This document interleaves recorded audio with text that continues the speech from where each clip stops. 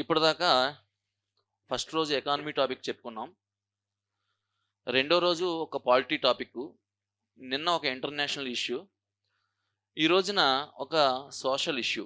ఏంటంటే ఎక్కువగా ప్రతి ఎగ్జామ్‌లో public service commission, state public service commission ఎగ్జామ్‌లో దాదాపుగా ఇచ్చే టాపిక్ ఏంటంటే ఉమెన్ రిలేటెడ్ టాపిక్. అది ఇవాళ మనం డిస్కస్ చేద్దాం. ఉమెన్ రిలేటెడ్‌లో 2 రకాల క్వెషన్‌లు ఇందులో కవర్ అయ్యేలా చేద్దాం మనం. ఫస్ట్ క్వెషన్ ఏంటంటే మహిళా రిజర్వేషన్ బిల్లు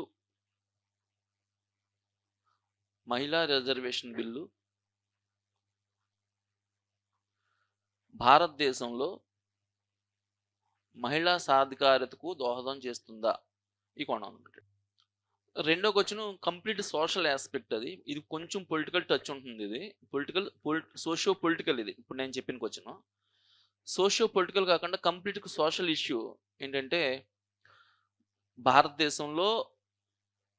భారతదేశంలో మహిళల మీద జరుగుతున్నటువంటి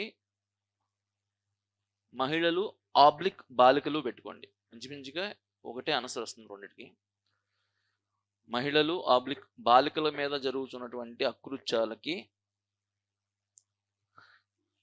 కారణాలు విశ్లేషించి పరిష్కార మార్గాలు తెలపండి. ఇంచుమించుగా సిమిలర్ ఆన్సర్ ఇదే. కాకపోతే మొదట అడిగిన క్వశ్చన్ మహిళా రిజర్వేషన్ బిల్లు అని అడిగితే కనుక కొంచెం యాక్ట్లో కీలకమైన అంశాలు కొంచెం రాయాలి. ఇది రెండో క్వశ్చన్ అయితే కంప్లీట్ సోషల్ ఆస్పెక్ట్ కాబట్టి యాక్ట్ కొంచెం మెన్షన్ చేసి యాక్ట్ కొద్దిగా ఒక పారాగ్రాఫ్ రాస్తే సరిపోతుంది. దానికి దీనికి తేడా అంతే. ప్రజెంటేషన్లో తేడా అంతే రెండింటికి. రెండో ఒకటే. ఇప్పుడు మహిళ అనే కాంటెక్స్ట్ ఎందుకు తీసుకున్నాం మనం? ఇప్పుడు ఇండియాలో కాన్స్టిట్యూషనల్గా, చట్టపరంగా, పాలసీ పరంగా, అలాగే గవర్నమెంట్ స్కీమ్స్, ప్రోగ్రామ్స్ పరంగా అటు యూనియన్ గవర్నమెంట్ కానీ, కేంద్ర ప్రభుత్వం కానీ, ఇటు రాష్ట్ర ప్రభుత్వాలు, అన్ని రాష్ట్ర ప్రభుత్వాలు కూడా మహిళల యొక్క సంక్షేమానికి, వారి యొక్క అభివృద్ధికి, వారి సాధికారతకి చాలా కృషి చేస్తున్నప్పటికీ కూడా ఇంకా మనం మహిళా సాధికారిత, మహిళల మీద అకృత్యాలు, దీనికి రెమెడీ ఏంటి, దీనికి పరిష్కారాలు ఏంటి, దీన్ని ఎలా మనం అధిగమించవచ్చు అని మాట్లాడుకుంటున్నామంటే చాలా రీసెంట్గా జరిగిన ఇన్సిడెంట్లు. బెంగాల్లో ఒక మెడికల్ కాలేజీల్లో ఒక మెడికో మీద జరిగినటువంటి అది చాలా దారుణమైన అటెంప్ట్ అది. దాన్ని మనం మాటలో ఇప్పుడు మనం చెప్పలేము. అది అంత దారుణంగా ఆవిడ మీద అకృత్యం జరిగి ఆవిడ మరణానికి కారణమైనటువంటి సంఘటన. దేశవ్యాప్తంగా మహిళలంతా స్పందించారు.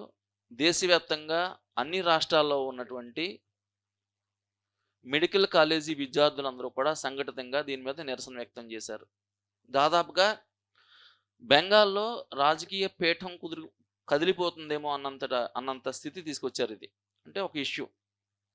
అయితే బెంగాల్లో జరిగింది బ్రూటల్ కాబట్టి అంత దారుణంగా రెస్పాన్స్ వచ్చింది. కానీ ప్రతి రాష్ట్రంలో, ప్రతి జిల్లాలో, ప్రతి ప్రాంతంలో ఇలాంటి సంఘటనలు ఏదో మూల జరుగుతూనే ఉన్నాయి. కాకపోతే అవి మనకి వార్తల్లోకి రావట్లేదు. అలాగే నాగాలాండ్ స్టేట్ ఉందండి మనకి.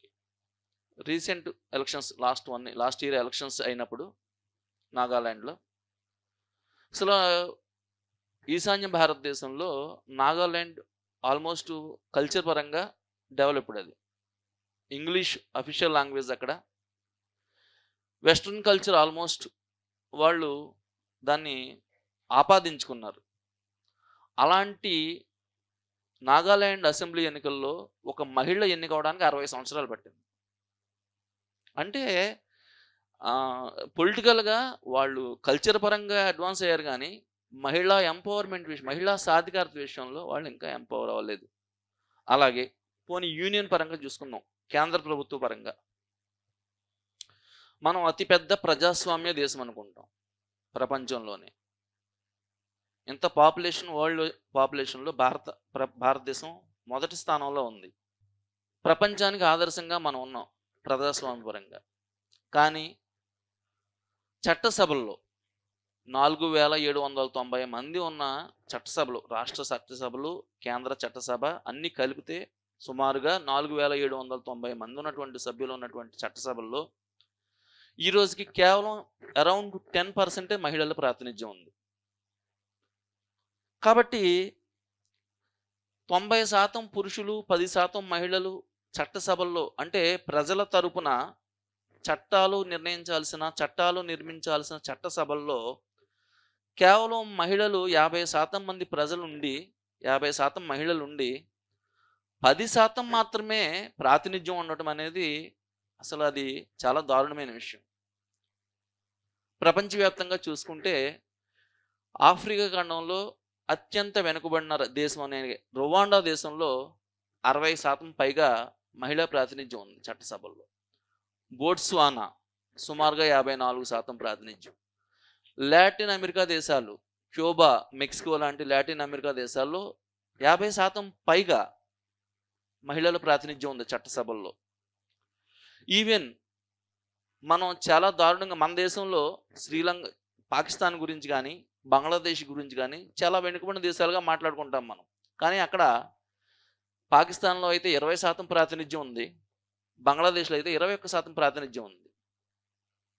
యూరోపియన్ కంట్రీస్లో సగటున 36% ప్రాతినిధ్యం ఉంది. ప్రపంచవ్యాప్తంగా పోని వరల్డ్ వైడ్ 193 దేశాలు ఉన్నాయి ఐక్యరాజ్య సమితిలో.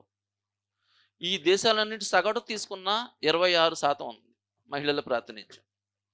కానీ భారతదేశానికి వచ్చేసరికి రీసెంట్గా జరిగిన మొన్న ఏప్రిల్, మే నెలల్లో జరిగినటువంటి ఎన్నికల్లో మహిళల ప్రాతినిధ్యం కేవలం 14%. 74 మంది ఎన్నికయ్యారు మహిళలు. అంటే చట్టాలు నిర్మించాల్సినటువంటి చట్టసభల్లో దాదాపుగా సగం 48.4% మంది మహిళలు, ఆల్మోస్ట్ 50%.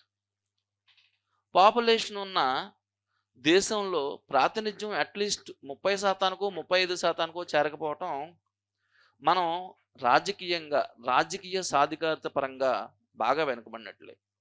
దీనికి supporting document world economic forum report, recent report మనకి గ్లోబల్ జెండర్ గ్యాప్ ఇండెక్స్. మనం 146 దేశాలు వాళ్ళు క్రైటీరియాగా తీసుకుంటే మన దేశం 129 ర్యాంక్. లాస్ట్ ఇయర్ అది 127 అనుకోండి. 127 నుంచి ఇప్పుడు అది 129కి చేరింది, అంటే తగ్గింది ఇంకా. అలాగే అందులో 4 అంశాలు ప్రధానంగా పరిగణలో తీసుకుంటారు: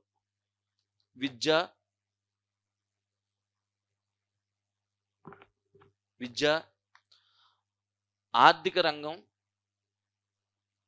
రాజకీయ రంగం, అలాగే ఆరోగ్యము. ఈ 4 రంగాలు తీసుకున్నప్పుడు 146 దేశాలు తీసుకుంటే మనది చివరి స్థానం ఆరోగ్య రంగంలో. 146వ దేశం మహిళల యొక్క ఆరోగ్య పరిరక్షణలో మన దేశం యొక్క స్థానం 146, చివరి స్థానం. అలాగే విద్యలో తీసుకుంటే 107వ స్థానం మహిళల విద్య, మహిళల యొక్క అక్షరాస్యత. కానీ మనం ఏం చెప్పుకుంటాం, 1950లో భారతదేశానికి స్వాతంత్ర్యం వచ్చినప్పుడు 9% మంది మాత్రమే మహిళలు అక్షరాస్యులు. 2021 కాదు, 2011 సెన్సస్ మనకి ఇప్పుడు ప్రజెంట్ అఫీషియల్ సెన్సస్, అప్పటికి 65%. 9 నుంచి 65%కి రీచ్ అయిపోయాం. చాలా బాగా రీచ్ అయ్యామనుకుంటున్నాం. కానీ ప్రపంచం ఇంకా ముందుకెళ్ళిపోయింది, చాలా ముందుకెళ్ళిపోయింది. మనం ఇంకా వెనుకబడే ఉన్నాం. అలాగే ఆర్థిక వ్యవహారాలు, ఆర్థిక సమ్మిళితత్వం, అంటే ఎకనామిక్ యాక్టివిటీస్లో మహిళల యొక్క స్థానం 146 దేశాలకు గాను మన దేశంలో 143వ స్థానంలో ఉన్నాం. ఇవన్నీ కూడా మనకి భారతదేశంలో మహిళల యొక్క వెనుకబాటుతనాన్ని సూచిస్తున్నాయి. అంతేకాకుండా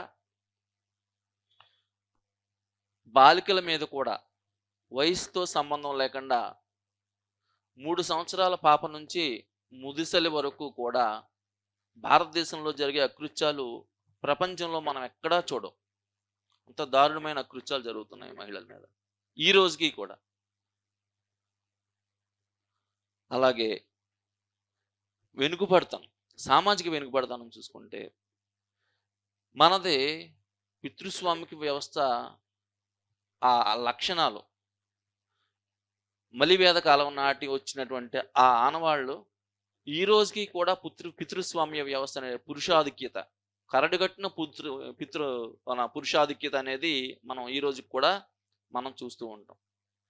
వీటిలన్నిటి నేపథ్యంలో ఇప్పుడు మనం ఈ మహిళ అనే టాపిక్ని మనం తీసుకున్నప్పుడు కాంటెక్స్ట్ మనం చెప్పుకున్నట్టుగా బెంగాల్ సంఘటన, అలాగే రీసెంట్గా మొన్న జూలై 19 లాస్ట్ మంత్ జూలై 19వ తారీఖున మన ప్రధానమంత్రి గారు ఒక స్టేట్మెంట్ ఇచ్చారు. దేశాభివృద్ధి రథానికి స్త్రీలు సారథ్యం వహించే దశలోకి భారతదేశం ప్రవేశించింది అన్నారు. అంటే ఎంపవర్మెంట్ పోయి వాళ్లే సారథ్యం వహించే స్థాయికి భారతదేశం, ఆ దశలోకి భారతదేశం ప్రవేశించింది అన్న ఆయన స్టేట్మెంట్ని బేస్ చేసుకుని మనం కాంటెక్స్ట్ తీసుకుంటాం. అలాగే మనం ఇంట్రడక్షన్లో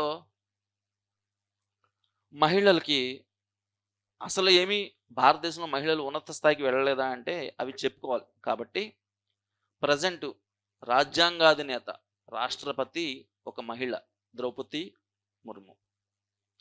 అలాగే దేశం యొక్క ఆర్థిక వ్యవహారాలు, ఇంట్లో లేడీస్ ఆర్థిక వ్యవహారాలు ఎలా చక్కబెడతారో అలాగే దేశవ్యాప్తంగా ఆర్థిక వ్యవహారాలు చక్కబెట్టే ఆర్థిక మంత్రి ఒక మహిళ, నిర్మలా సీతారామన్.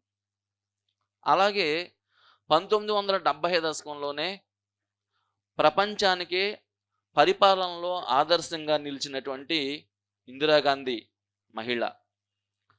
90వ దశకంలో భారత ప్రజాస్వామ్యాన్ని 10 సంవత్సరాల పాటు ముందుకు నడిపించిన యూపీఏ సారథి సోనియా గాంధీ మహిళ. అలాగే అంతర్జాతీయంగా మల్టీనేషనల్ కంపెనీలకి సారథ్యం వహించిన చందా కొచ్చర్, ఇంద్రా నూయి లాంటి వాళ్ళు కూడా మనకి మహిళలు ఆదర్శమే. అంటే ఆ స్థాయికి వెళ్ళారు మన దేశ మహిళలు.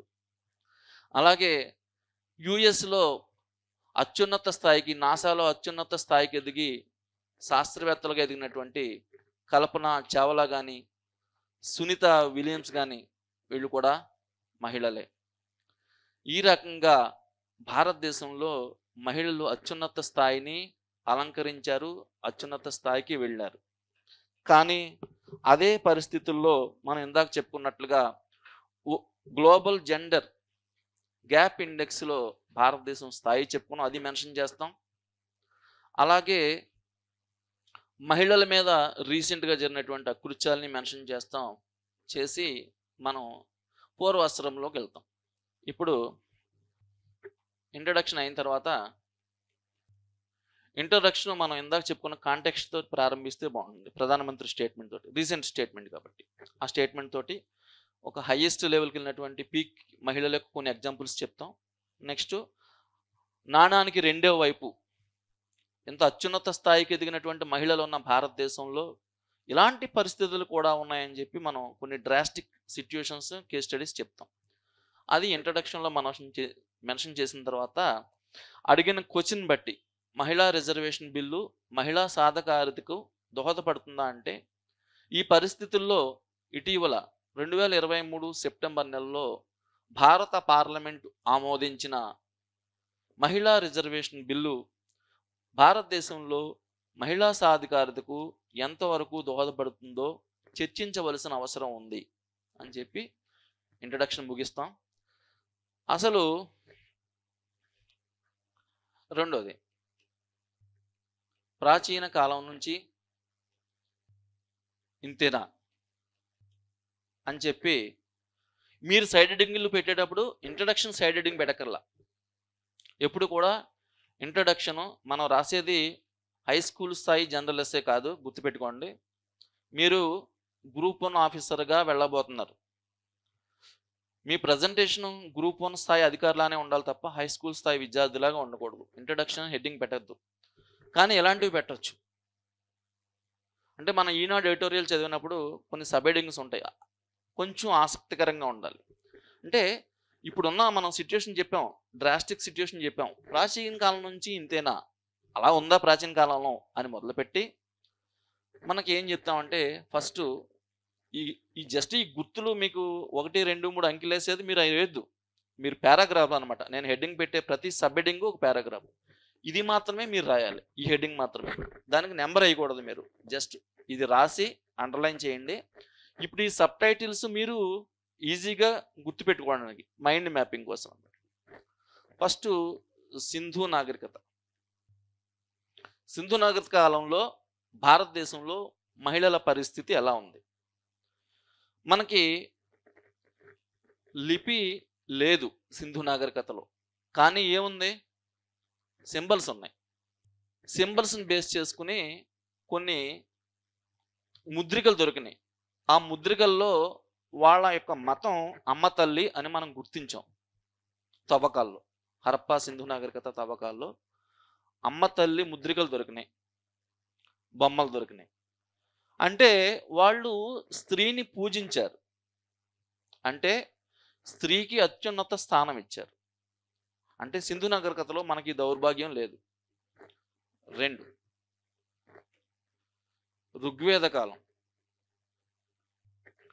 ఋగ్వేద కాలంలో మనకు స్త్రీలు అత్యున్నత స్థాయిలో గౌరవించబడ్డారు. సమాజంలో వాళ్ళకి సమాన హోదా ఇవ్వబడింది. ఆ కాలంలో మనకి వేదాల్ని మనం చదివినప్పుడు మహిళా దేవతలు కనపడతారు. మహిళలు పూజించబడ్డారు. సమాన హోదా ఇవ్వబడింది. వాళ్ళు గౌరవించబడ్డారు. వాళ్ళని పూజించారు దేవతలుగా. అలాగే వాళ్ళు మహిళలు వేద అధ్యయనం చేశారనేది కూడా మనకి తెలుస్తుంది ఋగ్వేద కాలంలో. అంటే అప్పటికి సింధు నాగరికత కంటే అత్యున్నతమైనటువంటి స్థాయిని మహిళలు పొందారు. 3 మలివేద కాలం. మలివేద కాలంకి వచ్చేసరికి భారతదేశంలో వ్యవసాయం అభివృద్ధి చెందింది. అంటే ఇనుము కనబడబడింది. ఇనుము కనిపెట్టిన తర్వాత వ్యవసాయం పెరిగింది. వ్యవసాయ విస్తృతి పెరిగింది. ప్రజల యొక్క ఆదాయాలు పెరిగినాయి.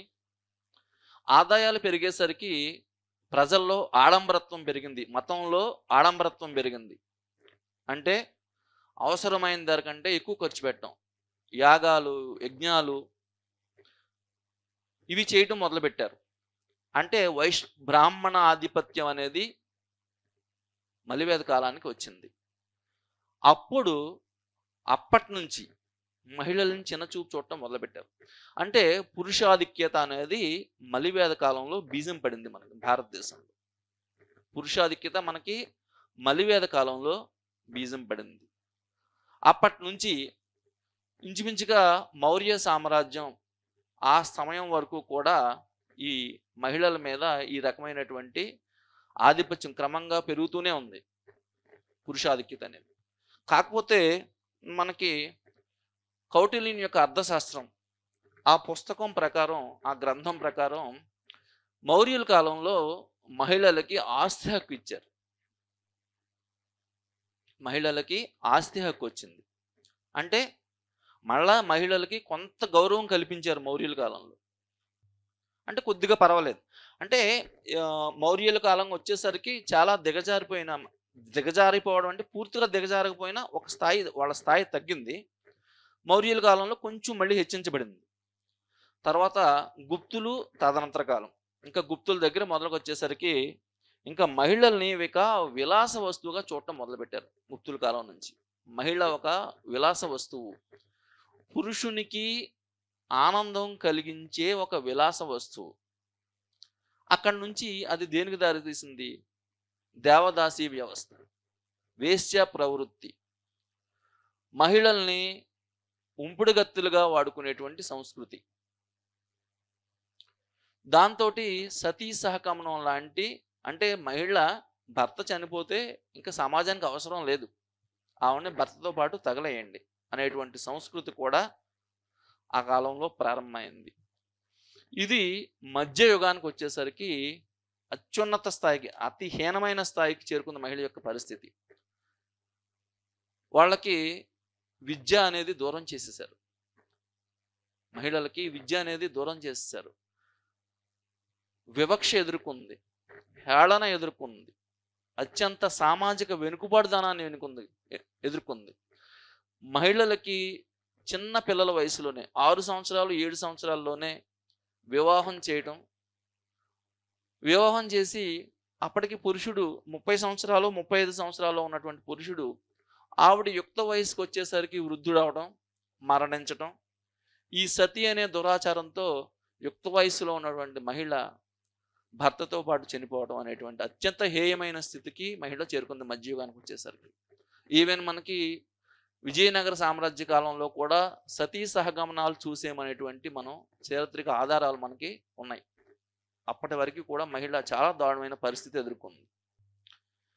తర్వాత అదృష్టమో దురదృష్టమో భారతదేశంలో వలసవాద పాలన ప్రారంభమైంది. యూరోపియన్ పాలన క్రీస్తు శకం 17వ శతాబ్దం ప్రారంభం నుంచి పరోక్షంగా వాళ్ళ యొక్క ప్రభావం మన భారతీయ మహిళ మీద పడింది.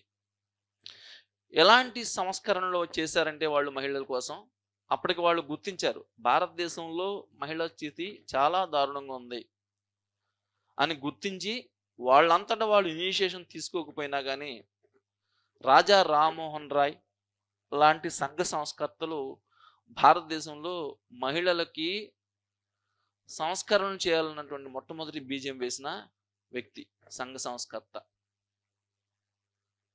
తర్వాత ఈశ్వర్ చంద్ర విద్యాసాగర్, జ్యోతిబాపులే, తెలుగు రాష్ట్రాల్లో అయితే కందుకూరి వీరేశలింగం, ఇలాంటి సంఘ సంస్కర్తలు బయలుదేరి బ్రిటిష్ వారి పాలన కాలంలో మహిళల మీద జరుగుతున్నటువంటి అకృత్యాలని, దుర్మార్గాలని నిలుపుదల చేసి వాళ్ళ యొక్క సంక్షేమానికి, అభివృద్ధికి కృషి చేశారు. వాళ్ళ కృషి ఫలితంగా అలాగే సంస్థలు కూడా, ఆర్య సమాజం, ప్రార్థనా సమాజం లాంటి సంస్థలు కూడా మహిళా అభ్యున్నతికి కృషి చేసినాయి. వీళ్ళ కృషి ఫలితంగా బ్రిటిష్ ప్రభుత్వం మహిళల యొక్క రక్షణ కోసం కొన్ని చట్టాలు చేసినాయి. అవే 1929లో సతీ సహగమన నిషేధ చట్టం, 1856లోకి వచ్చేసరికి వితంతు పునర్వివాహ చట్టం, భ్రూణ హత్యల నిషేధ చట్టం, స్త్రీ భ్రూణ హక్కుల నిషేధ చట్టం, అలాగే బాల్య వివాహాల నిషేధ చట్టం, ఇలాంటి చట్టాలన్నీ చేయడం వల్ల కొంతవరకు ఆ పరిస్థితి తప్పింది. అలాగే ఇంగ్లీష్ విద్య అనేది కూడా భారతీయ మహిళలో కొంతవరకు మార్పు తీసుకొచ్చింది. ఆ కాలంలో ఇంగ్లీష్ ప్రభుత్వపు, ఆ బ్రిటిష్ ప్రభుత్వపు అనుమతితోటి భారతదేశంలో ప్రవేశించినటువంటి క్రిస్టియన్ మిషనరీలు కూడా మారుమూల ప్రాంతాలకు కూడా వాళ్ళ విద్యా వ్యాప్తి చేసి మహిళలకి విద్యావకాశాలు, అప్పటిదాకా విద్య అనేది అందని వస్తువు మహిళకి, కానీ నూతన ఇంగ్లీష్ విద్యా విధానం అమల్లోకి తీసుకొచ్చారు ఆంగ్లేయులు. అలాగే క్రిస్టియన్ మిషనరీలు కూడా భారతదేశంలో విద్యా వ్యాప్తికి కృషి చేసింది. తదనంతరం స్వాతంత్రోద్యమ కాలం. స్వాతంత్రోద్యమ కాలంలో ప్రధానంగా మహాత్మా గాంధీ మహిళల్ని ప్రోత్సహించారు. స్వాతంత్రోద్యమంలోకి రండి, పోరాడండి అని.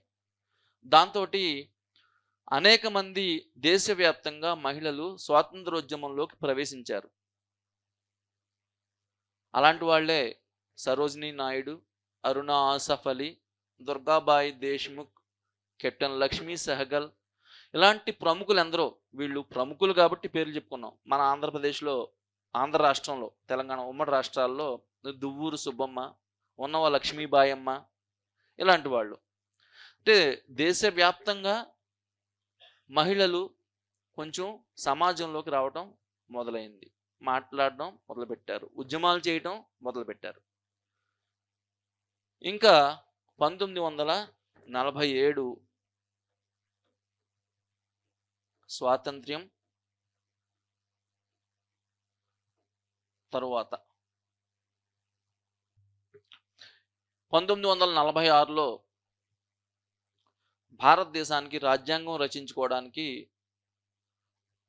రాజ్యాంగ పరిషత్తుని ఏర్పాటు చేయడం అయింది క్యాబినెట్ మిషన్ ద్వారా.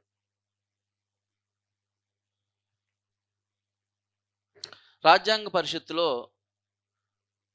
మనకి రాజ్యాంగ పరంగా మహిళలకి ఎలాంటి హక్కులు కల్పించాలో అన్ని హక్కులు కల్పించింది రాజ్యాంగ పరిషత్. ప్రధానంగా చెప్పుకోవాల్సింది వాళ్ళకి రాజకీయ చైతన్యం కల్పించే దిశగా వయోజన ఓటు హక్కు.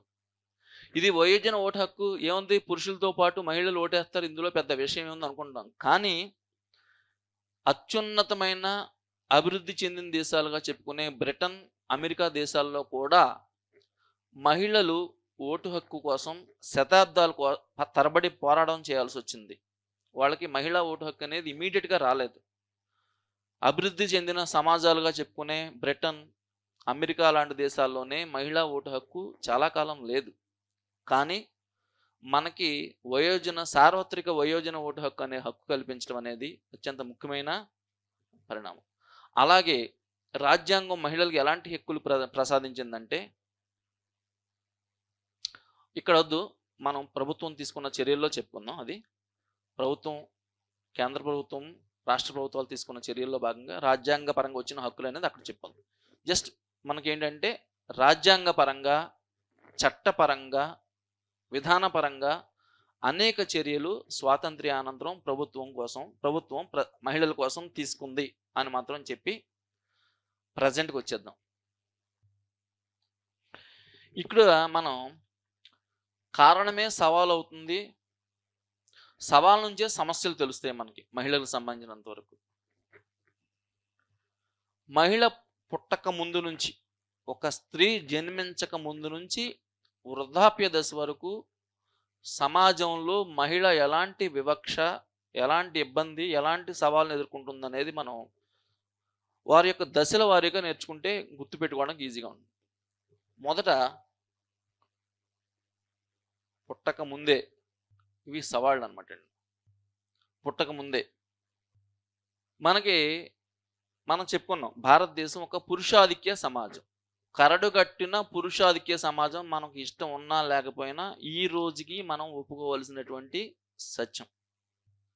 మనం పుట్టేది ఆడపిల్లో మగపిల్లాడో తెలిస్తే ఈ రోజుకి కూడా తెలియట్లేదు కాబట్టి ఇంకా ఆగుతున్నారు. కానీ పుట్టేది ఆడపిల్ల అని తెలిస్తే భ్రూణ హత్యకు పాల్పడే తల్లిదండ్రులు ఇంకా 50% ఉన్నారు. ఇది దారుణం భారతదేశంలో. అంటే భ్రూణ హత్యలు, మహిళ పుట్టక ముందు ఎదుర్కొనే ప్రధాన సమస్య భ్రూణ హత్య. తర్వాత పొరపాటున పుట్టిన తర్వాత చూస్తాడు, ఇంతకుముందు 2 ఆడపిల్లలు పుట్టారు, మూడోసారి కూడా నువ్వు ఆడపిల్లనే కన్నావని పేక పిసికి చంపేసే తల్లిదండ్రుల సంఘటనలు భారతదేశంలో ఎన్నో చూస్తున్నాం. శిశు హత్యల నుంచి తప్పించుకుంది మొత్తానికి. అత్యంత పేదరికం, ఇబ్బందికరమైన పరిస్థితుల నేపథ్యంలో పేద తల్లిదండ్రులు ఈ పిల్లలకి ఆహారం ఇచ్చే సమయంలో కూడా వివక్ష చూపిస్తారు. ఒక ఆడపిల్ల, ఒక మగపిల్లాడు ఇంట్లో ఉంటే మగపిల్లాడికి ఆరోగ్యకరమైన పౌష్టికాహారం పెట్టి ఆడపిల్లకి వివక్షతో కూడినటువంటి ఆహారం పెట్టే కుటుంబాలు మనం ఇంకా చూస్తున్నాం. అంటే పౌష్టికాహార లోపంతో 5 సంవత్సరాల లోపు మరణిస్తే అవి శిశు మరణాలు. ఆ రకంగాను వాళ్ళు నిలబడలేకపోతున్నారు. తర్వాత రెండో దశ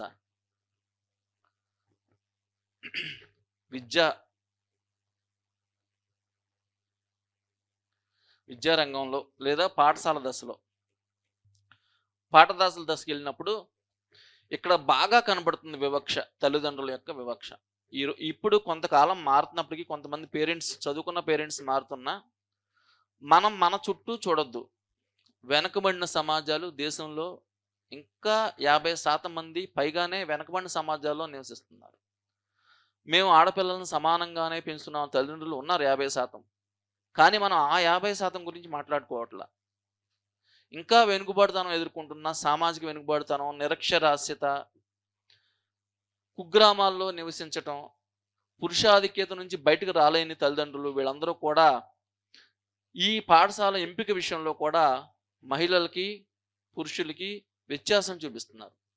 ఆడపిల్ల, మగపిల్లాడు ఉంటే మగపిల్లాడిని దగ్గరగా ఉన్న మంచి కాన్వెంట్‌లో చదివించగలిగినా, చదివించలేకపోయినా. అదే ఆడపిల్లనే ఏదో చదువుతుందిలే మన దగ్గర ఉండే పిల్ల కాదు కదా! పెళ్లి చేసి పంపించేస్తాం. సాధారణంగా ఆలోచించే తీరిది. ఏదో గవర్నమెంట్ స్కూల్‌లో వేసేయటం. అంటే వాళ్ళకి విద్యా సదుపాయం కల్పించే ఇదిలో కూడా, సదుపాయంలో కూడా వివక్ష మహిళ అనేది ఎదుర్కొంటుంది. అలాగే స్కూల్‌కెళ్ళిన తర్వాత ఎక్కువ కేసులు మనకి చిన్న పిల్లల్ని కూడా లైంగికంగా వేధించే సంఘటనలు మనం పాఠశాలల్లో చూస్తున్నాం. హేయమైన దురదృష్టకరమైన సంఘటన ఏంటంటే, వాళ్ళు లైంగిక వేధింపులు అందరూ అనను, కొంతమంది పాఠశాల ఉపాధ్యాయుల నుంచి ఎదుర్కొంటున్నారు. కొంచెం పెరిగి హై స్కూల్ స్థాయికొస్తే చుట్టుపక్కల ఆకతాయిలు, మన ఇంటి చుట్టుపక్కల ఉన్నటువంటి మనకి తెలిసిన వాళ్ళు, ఆత్మీయులు అనుకునే వాళ్ళ నుంచే దురదృష్టవశాత్తు మనం ఆడపిల్లలు లైంగిక వేధింపుల్ని ఎదుర్కొంటున్నారు.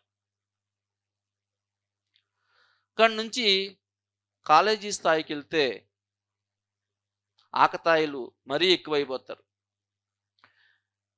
యాసిడ్ దాడులు, ప్రేమించమంటూ వేధింపులు,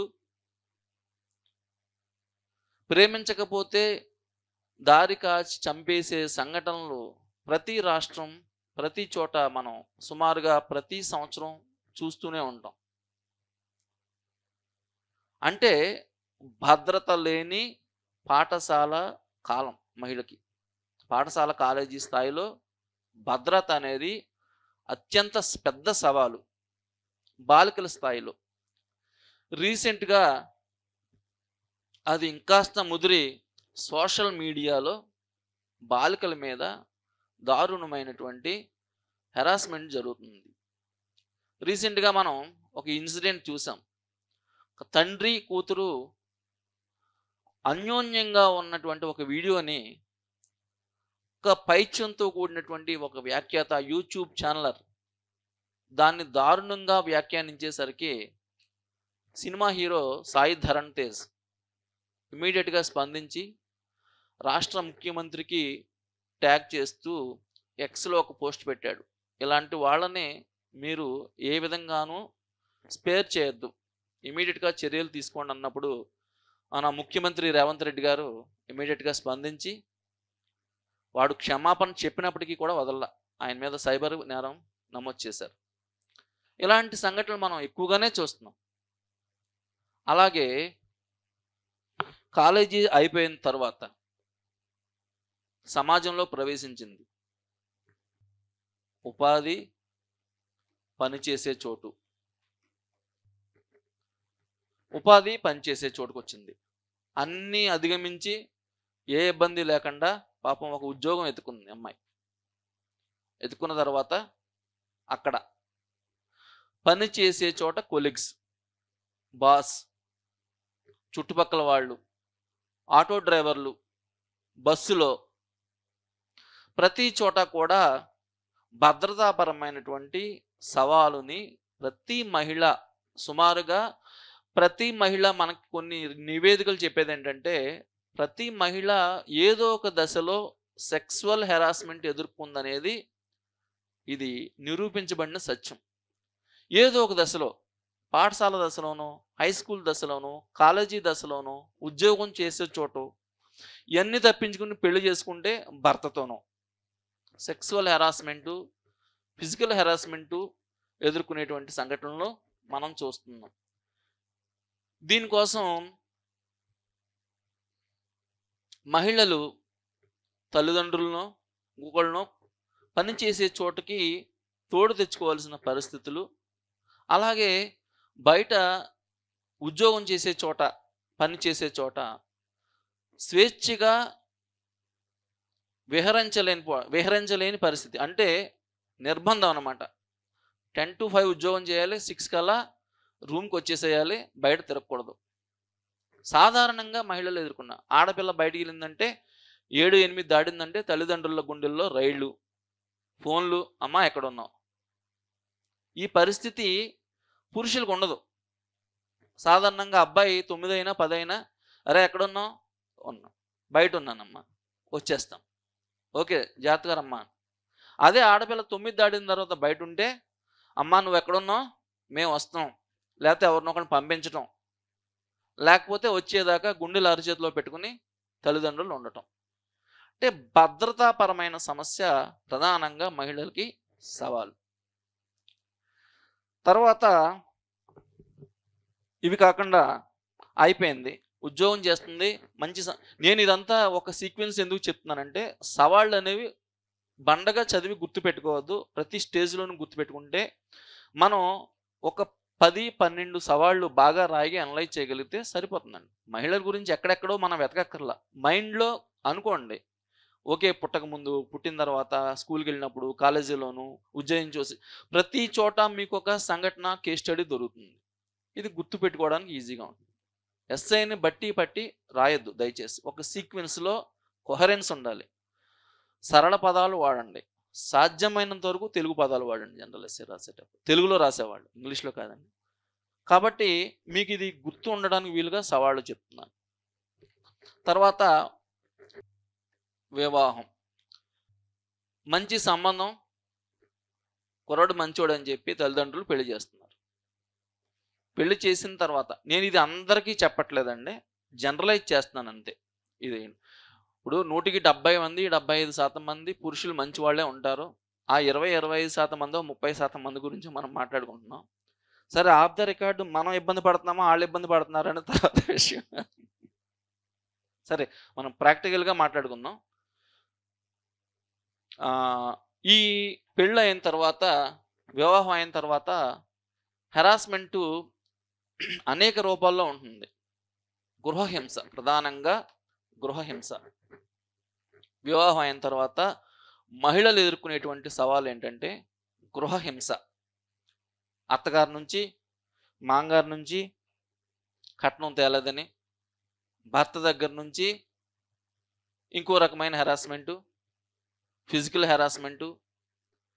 దీనికి ఇక్కడ నేను మాట్లాడుతున్నాను వేరేగా అనుకోవద్దు. భర్తతో ఇష్టం లేని సెక్స్ కూడా ఒక రకమైనటువంటి హెరాస్మెంటే. వాళ్ళు చెప్పుకోలేరు కాబట్టి అది కూడా హెరాస్మెంటే. దానికి కూడా ఒక చట్టం ఉంది ఐపీసీలో, 304. కాబట్టి ఆ రకమైన హెరాస్మెంటు కుటుంబంలో ఎదుర్కొంటారు పెళ్ళైన మహిళలు. ఇది కాకుండా పెళ్ళయింది, పిల్లలు పుట్టారు, పిల్లలు చదువులు అయిపోయినాయి, ఉద్యోగాల్లోకి వెళ్ళారు, ఈవిడ వృద్ధులైంది. కానీ భారతదేశంలో ఆయు ప్రమాణం అనేది పురుషులతో పోలిస్తే మహిళలకు ఎక్కువ. పురుషుల ఆయు ప్రమాణం 69 సంవత్సరాలు, మహిళల ఆయు ప్రమాణం భారతదేశంలో 74 సంవత్సరాలు. అంటే 5 సంవత్సరాలు ఎక్కువే. అంటే ముందు ఎవరు చనిపోతున్నారంటే పురుషులు చనిపోతున్నారు, మహిళలు మిగిలిపోతున్నారు. అక్కడి నుంచి మహిళలకి కుటుంబంలో కొడుకులు, కోడళ్ళ చేత ఏసడింపులు, హేళన, అనాదరణ, తీవ్రమైన అనాదరణ. భారతీయ వృద్ధ మహిళలు ఎదుర్కొనేది తీవ్రమైనటువంటి అనాదరణ, ఆదరణ లేకపోవటం, ఎక్కడికి వెళ్ళలేని పరిస్థితి. ఈ రకంగా మహిళలు పుట్టక ముందు నుంచి చనిపోయే వరకు కూడా ఏదో ఒక స్థాయిలో, ఏదో ఒక రూపంలో సవాళ్లను ఎదుర్కొంటున్నారు. ఇవి కాకుండా జనరలైజ్ చేసినటువంటి సవాళ్ళు ఏంటంటే పేదరికం. పేదరికం ఇంపాక్ట్ అనేది మహిళలకి చాలా దారుణంగా తర్వాత ఒకదానికొకటి ఇంటర్లింక్డ్ అనమాట. ఒక పేద కుటుంబంలో పుట్టినటువంటి పేదరికం ఎన్ని సమస్యలకు కారణమవుతుందో చూడండి. మహిళకే ప్రత్యేకించి. ఒక పేద కుటుంబంలో పుట్టిన మహిళ వెనుకబాటుతనానికి గురవుతుంది. అంటే వాళ్ళు పేదలయ్యారు కాబట్టి ఆర్థికంగా వెనుకబడిన కుటుంబం. తండ్రి బాగా చితికిపోయిన తండ్రి. అమ్మాయికి 13 ఏళ్ళు వస్తాయి, 14 ఏళ్ళు వస్తాయి. 9th క్లాస్ చదువుతూ ఉంటుంది. కొంచెం డబ్బున్న ఆయన మీ అమ్మాయిని మా అబ్బాయికి పెళ్లి చేయరా అంటాడు. తండ్రి కాదనలేడు. నేనైతే పెళ్లి చేయలేను ఈ అమ్మాయికి, పాపం ఆయన ఊరికనే చేసుకుంటా అన్నాడు. కాబట్టి ఆయనకి అప్పటికే 27 ఏళ్ళో 30 ఏళ్ళో ఉన్న కొడుకుంటాడు. ఈ అమ్మాయికి 13, 14 ఉంటాయి. బాల్య వివాహం. ఈ బాల్య వివాహం నివారించలేమా అంటే రాజకీయ ఒత్తిళ్ళు. ఆయనకి ఏ ఎమ్మెల్యే గారో తెలిసిన ఆయన ఉంటాడు. ఎంఆర్ఓ గారు వెళ్తారు ఆపడానికి. ఎమ్మెల్యే గారి దగ్గర నుంచి ఫోన్ వస్తుంది. మీరు ఆ పెళ్ళి ఆపొద్దు, కావాల్సి వాళ్ళు తల్లిదండ్రులు ఎఫిడవిట్ మా అమ్మాయికి 18 ఏళ్ళు ఉన్నాయని అఫిడవిట్ తీసుకుని మీరు వచ్చేయండి అంతే. ఇది ప్రాక్టికల్గా ఆఫ్ ద రికార్డ్ జరుగుతున్నటువంటి నిజాలు ఇవన్నీ. తర్వాత అది ఈ పేదరికం అనేది నెక్స్ట్ లెవెల్కి బాల్య వివాహానికి దారితీసింది. బాల్య వివాహం అనేది అతిపెద్ద సవాలు మహిళకి జనరల్గా. మరి బాల్య వివాహం దేనికి నెక్స్ట్ ఏ లెవెల్కి తీసుకెళ్తుంది? అది ఎప్పుడైతే బాల్య వివాహం చేసుకున్న అమ్మాయి మానసికంగా శారీరకంగా తీవ్ర అనారోగ్యానికి గురవుతుంది. ఎందుకంటే ఆ అమ్మాయికి ఆ మెచ్యూరిటీ లెవెల్ ఉండదు. వివాహాన్ని మేనేజ్ చేయగలిగినంత, నిర్వహించగలిగినటువంటి మానసిక ధైర్యం సరిపోదు. కాబట్టి మానసికంగా కుంగిపోతుంది, బలహీనరాలుగా మారిపోతుంది. తర్వాత ఇమ్మీడియట్గా అది అబార్షన్స్కి దారితీస్తుంది. అంటే ఆరోగ్య సమస్యలు ప్రారంభమవుతాయి. ఈ అబార్షన్స్ తీవ్రమైనటువంటి రక్తహీనతకు దారితీస్తుంది. తీవ్రమైన ఎనీమియా. ఇప్పుడు భారతదేశంలో ఈ రోజుకి కూడా ఎనీమియాతో బాధపడే మహిళలు 53% మంది. ఈ రక్తహీనతతోటి పిల్లలు పుడతారు. అంటే నెలలు నిండక ముందే పిల్లలు పుట్టడం, శిశువులు బలహీనంగా ఉండటం, ఇలాంటి పిల్లలతోటి ఆ అమ్మాయి పిల్లలను కంటుంది. బలహీనమైన స్థితిలో, చిన్న వయసులో పుట్టే పిల్లలు ఎలా ఉంటారు? అత్యంత బలహీనంగా ఉంటారు. అంటే ఈ పేదరికం అనేది బాల్య వివాహం అనేది మహిళ యొక్క తీవ్ర అనారోగ్య సమస్యలకి, ఈ తీవ్ర అనారోగ్య సమస్య అనేది బాగా బలహీనంగా ఉన్న శిశువుల జననానికి కారణమవుతుంది. మళ్ళా ఈ బలహీనమైన శిశువులు దేనికి కారణమవుతారు? ఇన్ఫాంట్ మోర్టాలిటీ రేట్, IMR, శిశు మరణాలు. తర్వాత ఒకవేళ కనలేక మరణిస్తే MMR, మాతృత్వ మరణాలు. చిన్న వయసు, రక్తహీనత ఉంది, గర్భం ధరించే భౌతిక పరిస్థితి లేదు, అమ్మాయి ఏమైంది? మాతృత్వ మరణానికి దారితీసింది. అది ఈ రకంగా తీవ్రమైన అనారోగ్య సమస్య. ఒకవేళ పుట్టాడు బలహీనమైన శిశువు, వాడు ఒక అనారోగ్య శిశువు కిందే పెరుగుతున్నాడు. తర్వాత వాడు భారతీయ పౌరుడు, ఒక బలహీనమైన భారతీయ పౌరుడు. అంటే అక్కడ నాణ్యమైన మానవ వనరులు తయారవ్వట్ల. ఎక్కడి నుంచి ఎక్కడ తీసిందో చూడండి. ఒక మహిళ యొక్క సవాలు సామాజిక వెనుకబడతనం. ఆర్థికంగా ఒక మహిళ సామాజికంగా వెనుకబడితే ఇది దేశ ఆర్థిక వ్యవస్థ మీద దారితీస్తుంది. నాణ్యమైన మానవ వనరులను ఎప్పుడైతే మనం సృష్టించలేకపోయామో ఆర్థిక పురోగతికి, దేశ ఉత్పాదకతను కూడా ప్రభావితం చేస్తుంది. ఈ రకంగా ఒక బాల్య వివాహం అనేది మహిళల యొక్క బాగా వెనుకబడతనానికి కారణమవుతుంది. ఇది ఒక పెద్ద సవాలుగా ఉంది మనకి. అలాగే నెక్స్ట్ లెవెల్లోకి వచ్చేసరికి మహిళల సవాళ్ళలో నెక్స్ట్ మనం చెప్పుకోవాల్సి వచ్చేసరికి రాజకీయంగా వెనుకబడతాం. సవాల్ ఇది కూడా ఒక సవాలే. భారతదేశంలో రాజకీయ చైతన్యం లేకపోవటం లేదా రాజకీయ వెనుకబడతనం. ఇందులో పేదరికం నుంచి బాల్య వివాహాలు,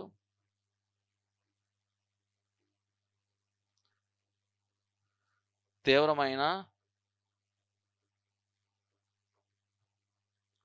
ఆరోగ్య సమస్యలు, పుట్టిన పిల్లల మీద ప్రభావం, అంతిమంగా దేశ మానవ వనరుల మీద ప్రభావం. అలాగే దీంట్లో ఇంకొక ముఖ్యమైనది మనం ఇందాక చెప్పుకున్నట్టుగా రాజకీయంగా వెనుకబడతాను మహిళలు. భారతదేశంలో 73, 74 రాజ్యాంగ సవరణల ద్వారా మన ప్రభుత్వం రాజ్యాంగ సవరణ చేసి కేంద్ర ప్రభుత్వం పార్లమెంట్లో స్థానిక సంస్థల్లో మహిళలకి రిజర్వేషన్లు కేటాయించారు 33%. కొన్ని రాష్ట్రాలు దీన్ని 50%కి తీసుకెళ్ళినాయి. దీనివలన మహిళా ప్రాతినిధ్యం పెరిగింది. దేశవ్యాప్తంగా రాజకీయంగా మహిళా ప్రజాప్రతినిధులు ఒక లెక్క ప్రకారం 13.7 లక్షలు ఉన్నారు. కానీ వాళ్ళు ఎవరి నీడన ఎవరి పంచన ఉండాలి?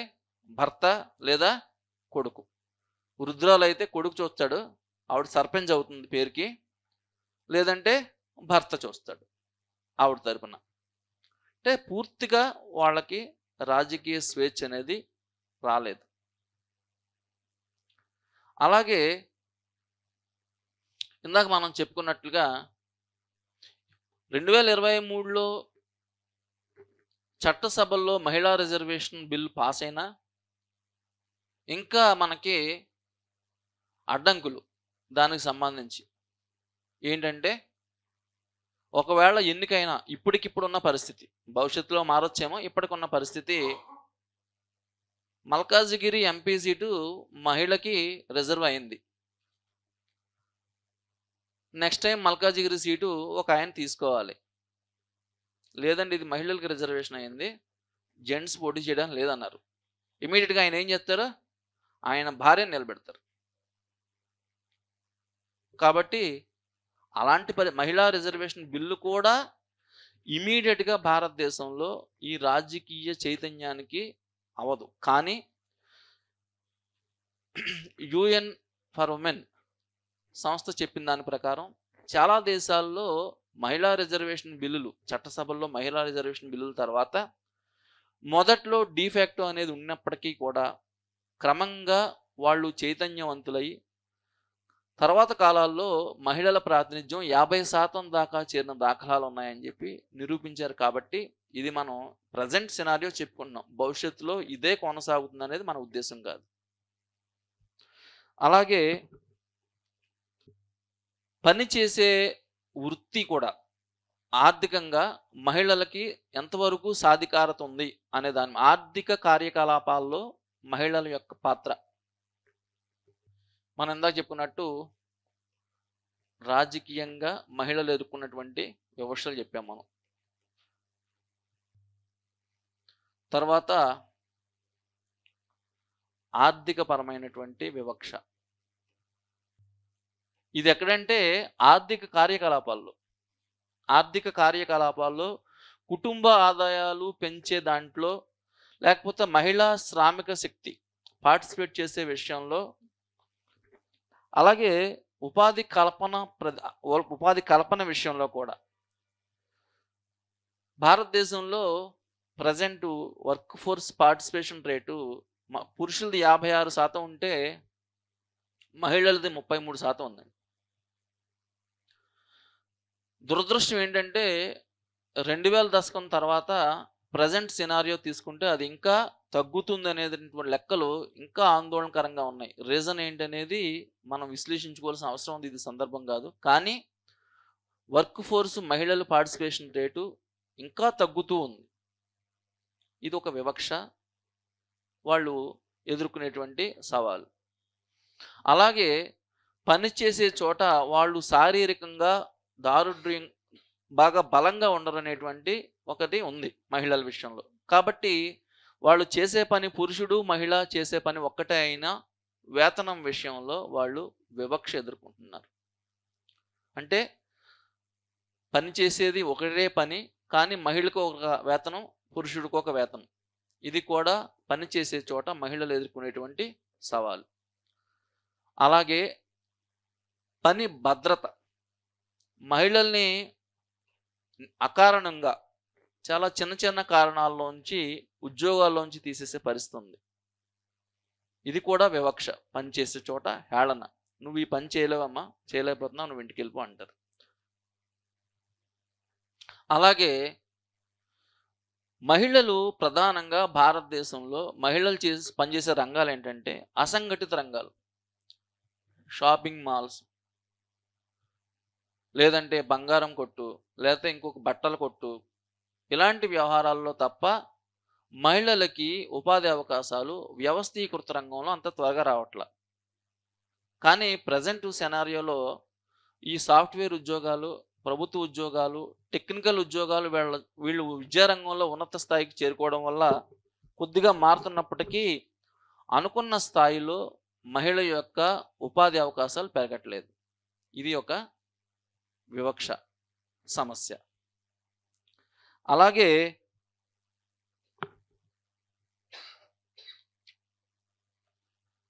ఇంకా చెప్పుకుంటే మనకు సమస్యలు రాజకీయంగా చెప్పుకున్నాం, పనిచేసే చోట చెప్పుకున్నాం. అలాగే ఈ వివిధ దశల్లో పుట్టక ముందు నుంచి వృద్ధాప్యం వచ్చేసరికి ఎక్కడెక్కడ ఏ దశల్లో సమస్యలు ఉన్నాయో చెప్పుకున్నాం. ఇందులో మనం ముఖ్యమైన సమస్యలు మనం రాయగలిగితే సరిపోతుంది. తర్వాత ఇప్పుడు ప్రభుత్వం ఈ యొక్క మహిళల యొక్క సమస్యలను అధిగమించడానికి తీసుకున్నటువంటి చర్యలు, ఎలాంటి చర్యలు తీసుకుంది, రాజ్యాంగపరంగా ఎలాంటి చర్యలు తీసుకుంది, చట్టపరంగా ఎలాంటివి తీసుకుంది అనేవి మనం చెప్పుకుందాం.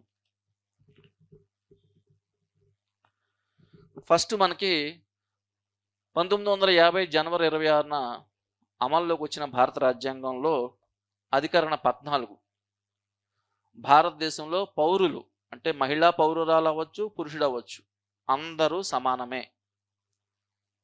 ప్రాథమిక హక్కుల్లో మనకి ఈ వెసులుబాటు ఉంది. అంటే మహిళలకి సమాన హక్కు అన్ని చోట్ల.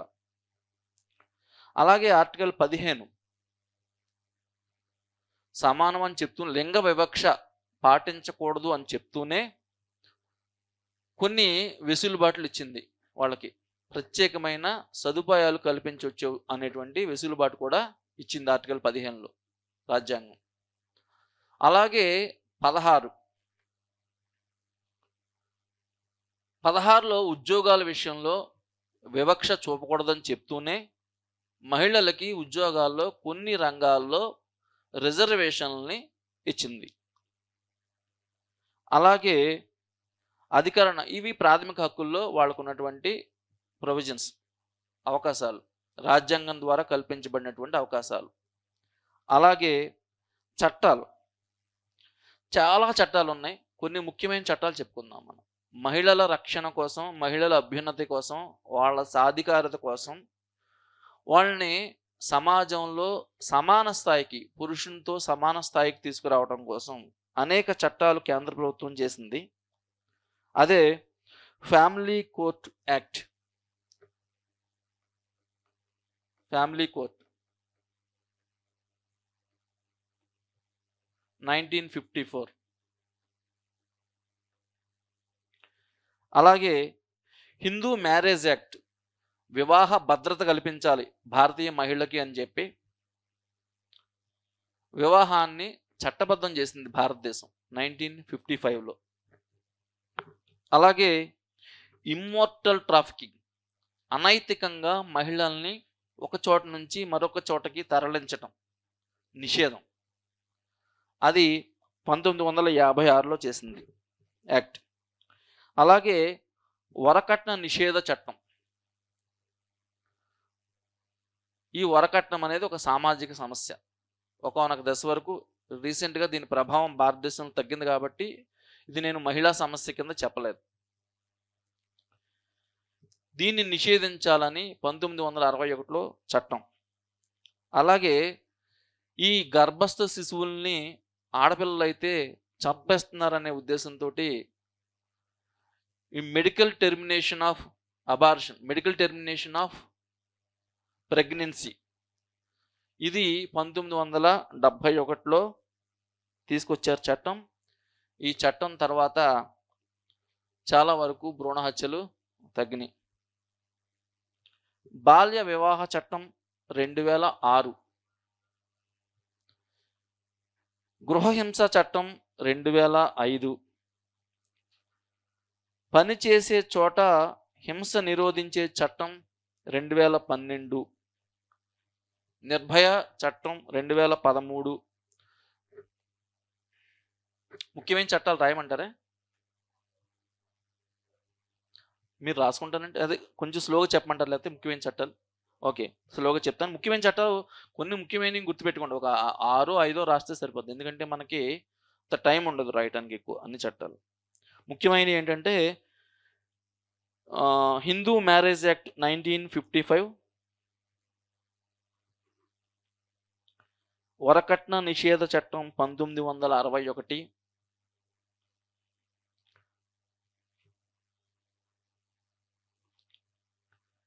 Prevention of medical termination of pregnancy 1971, గృహహింస చట్టం 2005, నిర్భయ 2013. తర్వాత పోష్ అనేటువంటి యాక్ట్ వచ్చింది, ప్రివెన్షన్ ఆఫ్ సెక్సువల్ హెరాస్మెంట్. పోష్ అంటారు, ప్రివెన్షన్ ఆఫ్ సెక్సువల్ హెరాస్మెంట్. ఇది కూడా 2013లోనే వచ్చింది. ఇవి కొన్ని ముఖ్యమైన చట్టాలు మహిళల యొక్క సంరక్షణ భద్రత గురించి.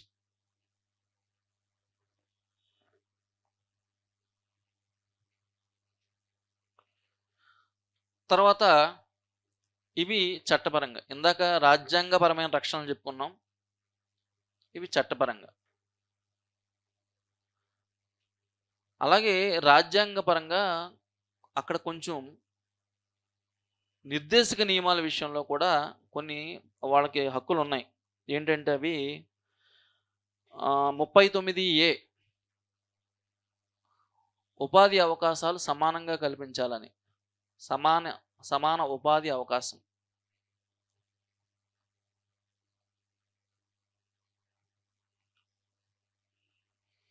అలాగే 42, పని చేసే చోట మహిళలకి రక్షణ, అలాగే గర్భధారణ విషయంలో వాళ్ళకి ప్రత్యేక వసతులు.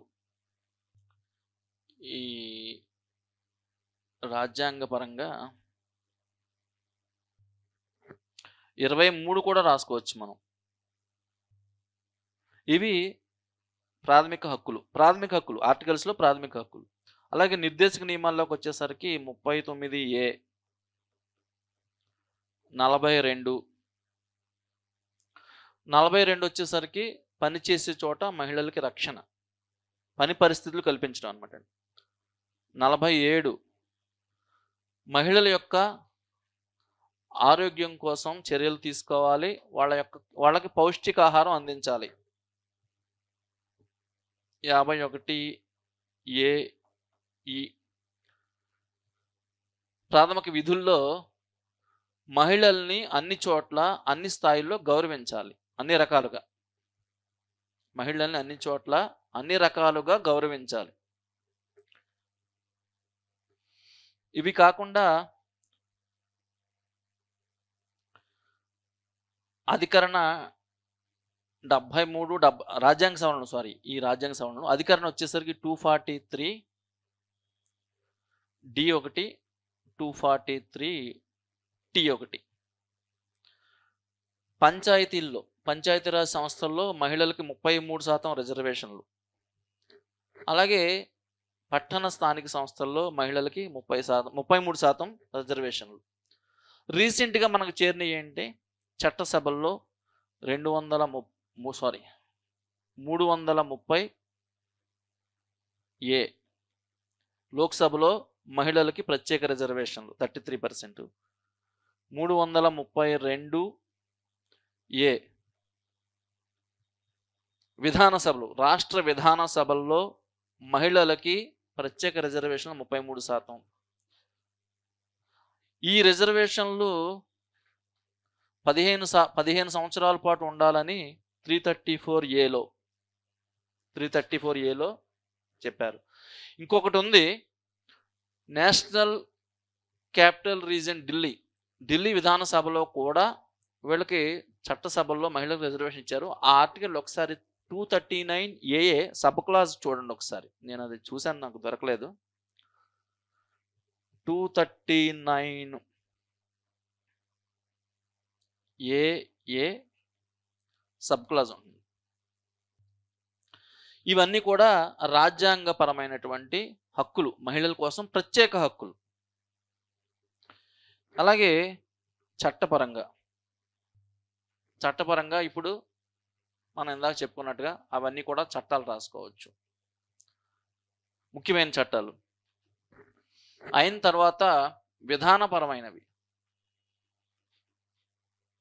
విధానపరమైనటువంటి హక్కులు లేదా వెసులుబాట్లు మహిళల కోసం.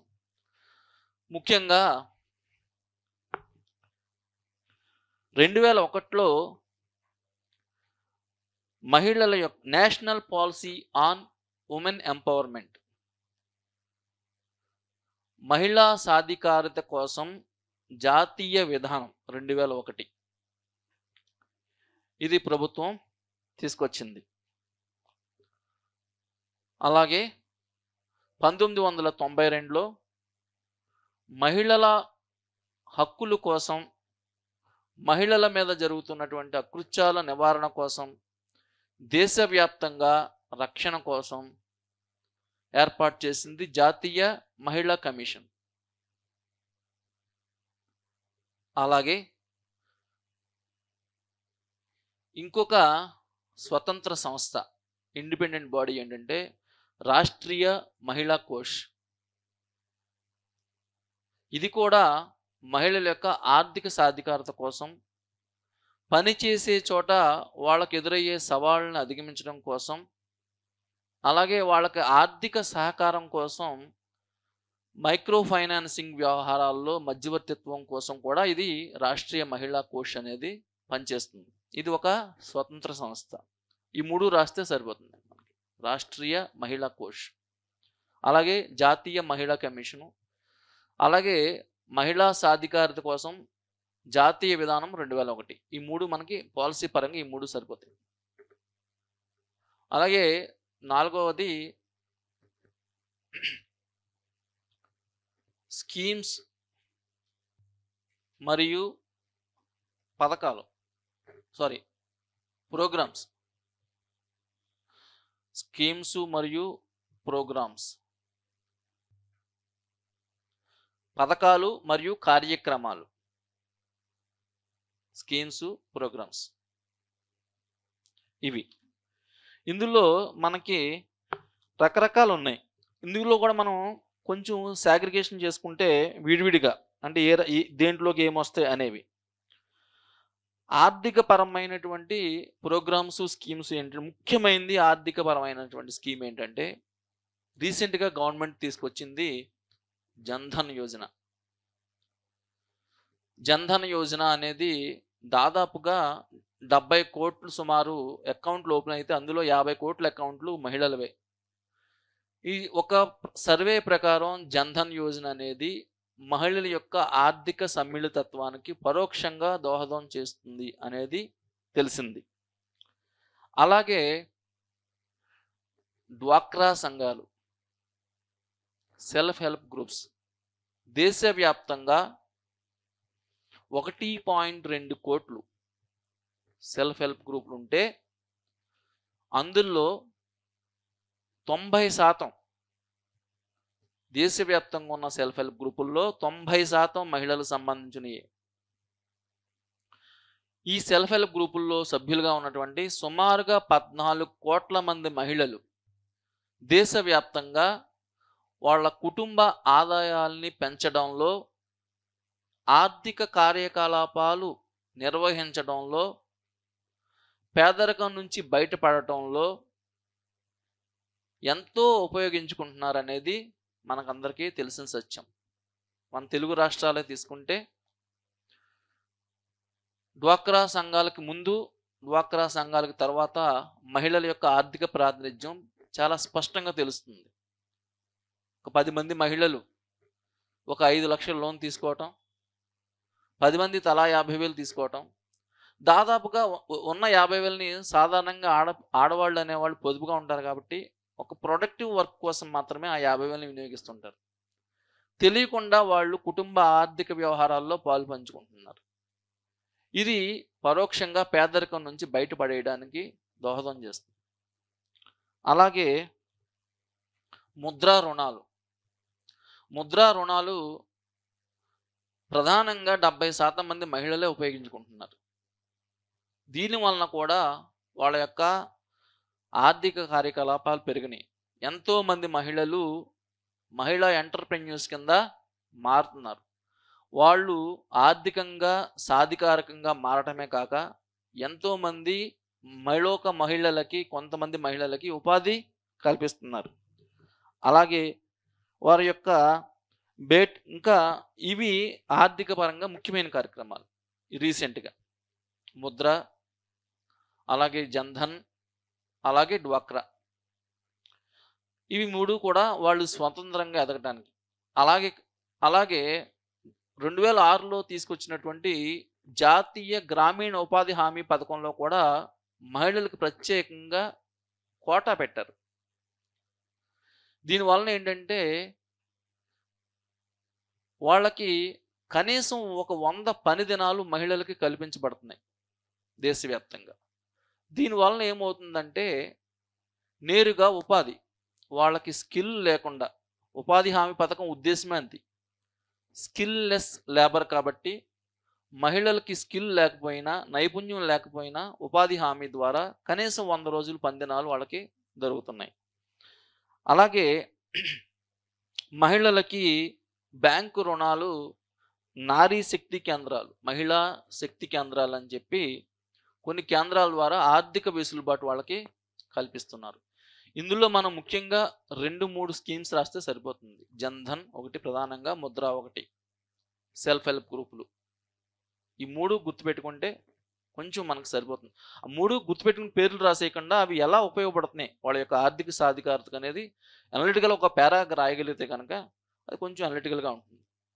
అలాగే భద్రతా పరంగా, సామాజిక భద్రతా పరంగా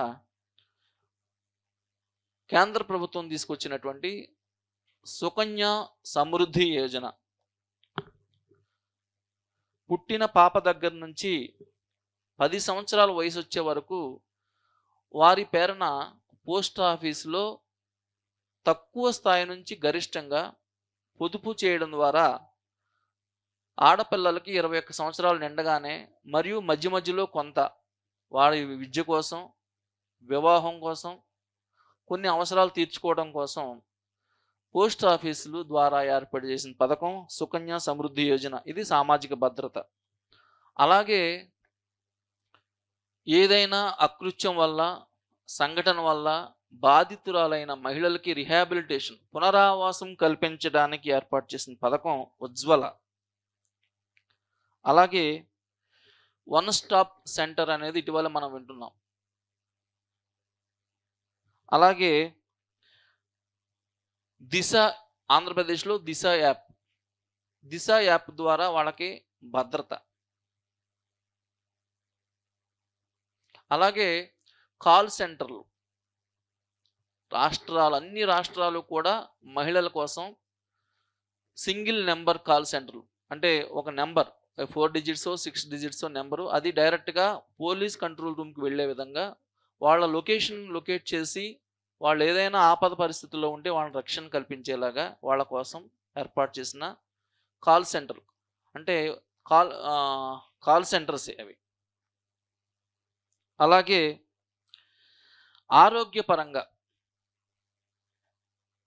ఆరోగ్యపరంగా ప్రధానమంత్రి మాతృత్వ వందన ప్రోగ్రాం, జనని సురక్ష, తర్వాత ఆరోగ్యపరంగా ప్రధానమంత్రి మాతృత్వ వందన యోజన, జనని సురక్ష యోజన, తర్వాత వాళ్ళకి పౌష్టికాహారం అందించడం కోసం అంగన్వాడీ కేంద్రాలు, ఐసిడిఎస్, అది ప్రోగ్రామ్ స్కీమ్ ఏంటంటే ఐసిడిఎస్ ద్వారా వాళ్ళకి గుడ్డు, పాలు, గర్భధారణ సమయంలో వాళ్ళకి ప్రత్యేకమైన ఆహారం మెను, బిడ్డ పుట్టిన తర్వాత తల్లికి బిడ్డకి పౌష్టికాహారం అందించేటువంటి ప్రోగ్రాము, ఇవన్నీ కూడా కేంద్రం రాష్ట్రాల ద్వారా మహిళలకి గర్భధారణ సమయంలోనూ, అలాగే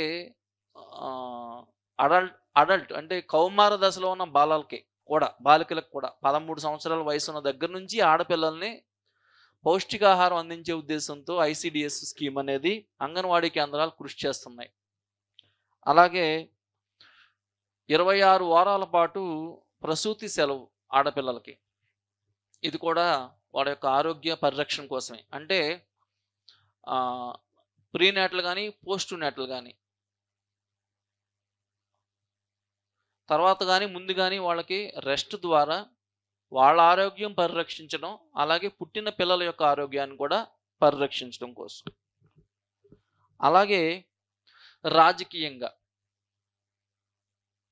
రాజకీయంగా కేంద్ర ప్రభుత్వం మహిళల అభ్యున్నతి కోసం ఎలాంటి పథకాలు తీసుకొచ్చింది? ఇందాక మనం చెప్పుకున్నట్టుగా ఇక్కడ మనం ఏం ఇంక్లూడ్ చేస్తామంటే మహిళా రిజర్వేషన్ బిల్లు ఇక్కడ ఇంక్లూడ్ చేస్తాం.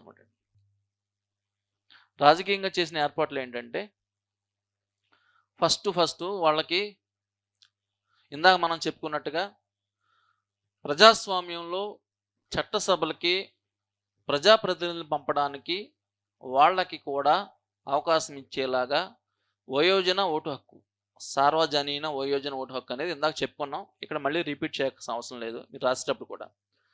రెండోది, స్థానిక సంస్థల్లో 73, 74 రాజ్యాంగ సవరణల ద్వారా అధికరణ 243D, 243T ద్వారా స్థానిక సంస్థల్లో రిజర్వేషన్లు 33%, ఇది కూడా చేశారు. రీసెంట్గా వాళ్ళకి రాజ్యాంగ సవరణ చట్టం 108 సవరణ బిల్లు 128 ద్వారా ఇక్కడ మనం ఈ యాక్ట్ గురించి చెప్పుకుందాం. మనం సుమారుగా సింపుల్గా చెప్పుకుందాం. చట్టసభల్లో మహిళలకు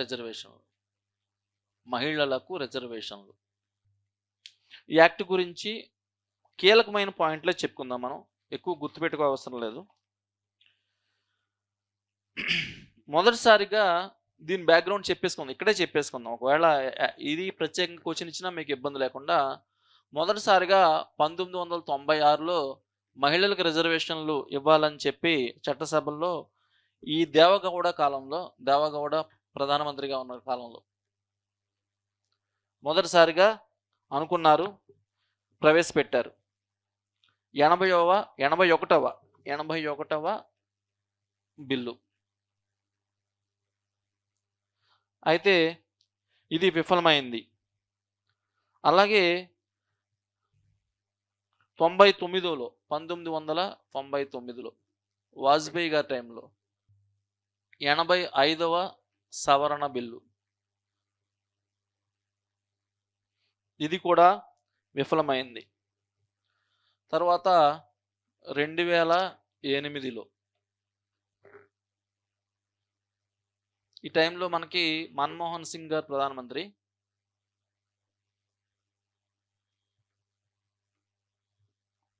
ఇది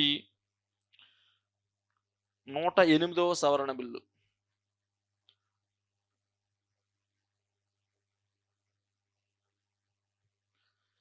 ఇది రాజ్యసభలో ప్రవేశపెట్టారు. అక్కడ బిల్ పాస్ అయింది కూడా. రాజ్యసభలో ప్రవేశపెట్టారు, బిల్ పాస్ అయింది. కానీ లోక్సభలో ప్రవేశపెట్టక ముందే ఎన్నికలు రావడం వలన ఇది కూడా ఒరిగిపోయింది. తర్వాత 2023లో నరేంద్ర మోదీ ప్రధానమంత్రి కాలంలో ప్రవేశపెట్టారు. ఇది 128వ సవరణ బిల్లు. దీని ప్రకారం సెప్టెంబర్ 21, 2023 డేట్స్ గుర్తుపెట్టుకోండి. డేట్స్ బాగా ఇంపార్టెంట్. ఇవి యాక్ట్ గురించి రాయాల్సి వస్తే సెప్టెంబర్ 21 లోక్సభలో, సెప్టెంబర్ 21 రాజ్యసభలో,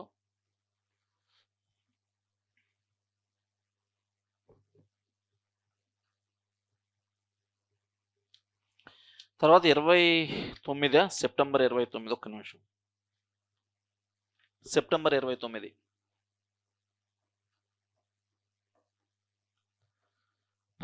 రాష్ట్రపతి గారు ఆమోద ముద్రతోటి ఇది 108వ సవరణ చట్టం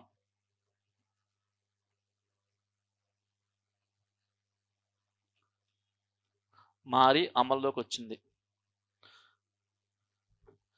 అయితే ఈ చట్టం ఆమోదించడంలో చర్చ జరిగింది. కొంతమంది దీన్ని వ్యతిరేకించారు చర్చ సందర్భంగా. అవి కూడా మనం గుర్తుపెట్టుకుంటే మంచిది. జస్ట్ వినండి. కొన్ని రాజకీయ పక్షాల నాయకులు వాదన ఏంటంటే, కోటాలో సబ్ కోటా అంటే 33% రిజర్వేషన్లు ఇచ్చారు. రిజర్వేషన్లో మళ్ళీ క్యాస్ట్ వారీగా రిజర్వేషన్లు ఇవ్వండి, అంటే బీసీలకి మైనారిటీలకు కూడా వాళ్ళ ఉద్దేశం. అలాగే ఇంకొంతమంది రాజకీయ నాయకులు ఏమన్నారంటే, ఇది మహిళలకు రిజర్వేషన్లు ఇస్తే మహిళల్ని స్వతంత్రంగా ఎదగడానికి మనం ఆస్కారం ఇవ్వనట్లు, ఒక మహిళ స్వతంత్రంగా ఎదగాలి, సొంతంగా ఎదిగి పురుషులతో సమానంగా ఆ స్థానం కోసం పోటీపడి సీటు సంపాదించుకుని నెగ్గితే ఆవిడకి ఆత్మవిశ్వాసం ఉంటుంది, నమ్మకం ఉంటుంది. అలా కాకుండా మీరు రిజర్వేషన్లు ఇస్తే వాళ్ళు ఎప్పటికీ ఆ రిజర్వేషన్ ఉన్నాయి కదా మనకని చెప్పి రాజకీయంగా ఎదగకుండా ఉండిపోతారు. కాబట్టి ఇది మంచిది కాదని కొంతమంది. అలాగే ఓటర్ యొక్క ఎంపిక, మాకు ఇప్పుడు ఈవిడ ఉంటారు, వచ్చేసారి ఇంకొకళ్ళు ఉంటారు, ఎవరిని ఎన్నుకోవాలనేటువంటి ఎన్నిక విషయంలో ఓటర్కి ఛాయిస్ ఉండదు సరిగా అనేటువంటిది ఒక విమర్శ చేశారు కొంతమంది. అలాగే లోక్సభకు ఎన్నికైనటువంటి లేదా చట్టసభలకు ఎన్నికైనటువంటి మహిళలు ఇది రొటేషన్ పద్ధతి, ఈసారి మేము ఇక్కడ ఉంటాం, వచ్చేసారి మాకు ఇక్కడ ఉండదు కాబట్టి ఇక్కడ ఏం అభివృద్ధి చేయక్కర్లేదులే, మనం నెగ్గినా నెగ్గకపోయినా ఇక్కడ ఉన్నాం కాబట్టి అభివృద్ధి చేయక్కర్లేదని అక్కడ ఉన్నటువంటి మహిళలు, ఎన్నికైన మహిళలు, చట్టసభలకు ఎన్నికైన మహిళలు అభివృద్ధి విషయంలో వెనుకంజ వేస్తారు అనేటువంటిది ఇంకొంతమంది విమర్శకుల వాదన.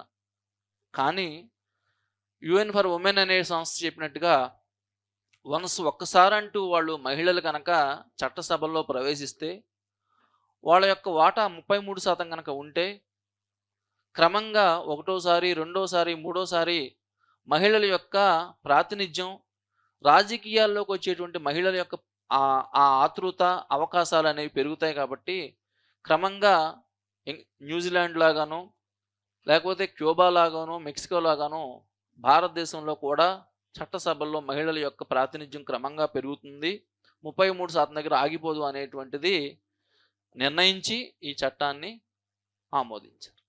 మొత్తానికి ఈ చట్టం ఆమోదించిన సందర్భంలో అడిగితే ఇది ఎక్కువ డంపింగ్ కాదు, గుర్తుపెట్టుకోండి. 454 మంది లోక్సభలో ఆమోదించారు దీన్ని, ఇద్దరు మాత్రం వ్యతిరేకించారు. అదే రాజ్యసభలో వచ్చేసరికి 214 మంది, మొత్తం అందరూ కూడా ఏకగ్రీవంగా ఆమోదించారనమాట. ఎవరు కూడా వ్యతిరేకించలేదు ఈ బిల్ని, ఈ చట్టాన్ని. ఇది ఒకటి గుర్తుపెట్టుకున్నా అవసరం లేదు, ఊరికే నేను ఇన్ఫర్మేషన్ కోసం ఇస్తున్నాను మీకు. ఇది ఎంఐఎం అనుకుంటా ఒకళ్ళు, సరే అది అంత మనకి ఇదే ఎక్కువ అసలు, మళ్ళీ అని ఎవరంటే దానికోసం అవసరం లేదు. కానీ ఎంఐఎం ఒక సభ్యుడు అనుకుంటా, ఇంకొకళ్ళు ములాయం సింగ్ అక్కడ సమాజ్వాదీ ఉత్తరప్రదేశ్ మోస్ట్లీ, వాళ్ళే ఫస్ట్ నుంచి వ్యతిరేకిస్తున్నారు దీన్ని. చెప్తాను నెక్స్ట్ అదే మీకు. ఇది తర్వాత చట్టం అయింది కదండి. ఈ చట్టంలో ఏం చెప్పారంటే మహిళా రిజర్వేషన్లు 15 సంవత్సరాల పాటు అమల్లో ఉంటాయి. మహిళా రిజర్వేషన్లు 15 సంవత్సరాలు అమల్లో ఉంటాయి. ఇది ఎక్కడ పొందుపరిచారంటే అధికరణ 334A.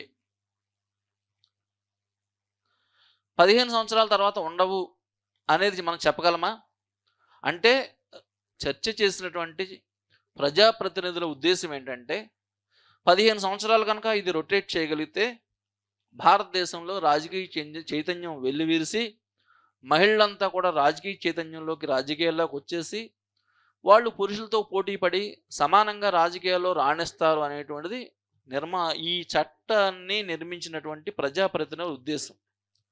ఒకవేళ అప్పటికి కూడా ఆ 33% మందే ఉంటున్నారు.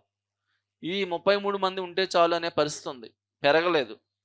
అప్పుడు అధికరణ 334లో ఎస్సీ ఎస్టీలకి రిజర్వేషన్లో రాజ్యాంగం వచ్చినప్పుడు 20 సంవత్సరాలకి నిర్దేశించారు.